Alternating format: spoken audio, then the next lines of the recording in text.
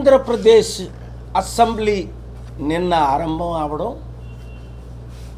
జగన్మోహన్ రెడ్డి గారు వెళ్ళి అనేక నెలల తర్వాత కేవలం 11 నిమిషాలే ఉండి ఆ 11 మంది ఎమ్మెల్యేలు వెంటనే బయటకు వచ్చాడు. చాలా విషాదకరం. ఆయా నియోజకవర్గాల్లో ఎమ్మెల్యేలుగా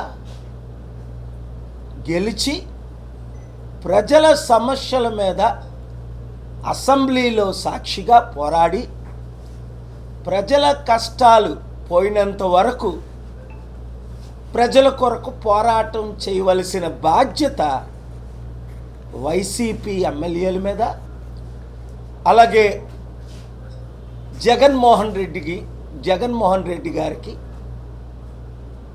ఒక లీడర్షిప్, అది ప్రత్యేక హోదా అవ్వచ్చు, సూపర్ 6.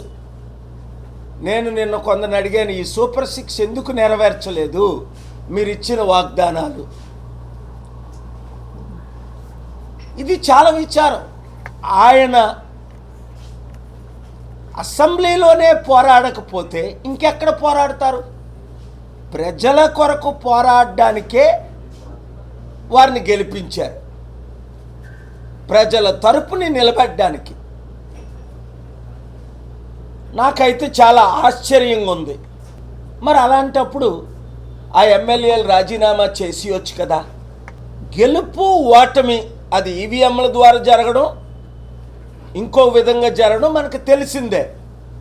మరలా వచ్చే ఎలక్షన్స్ వరకు అసెంబ్లీని మిస్ అవ్వకూడదు, ప్రజల కొరకు పోరాడాలి అని నా సలహా. లేదంటే ప్రజలు మర్చిపోతారు.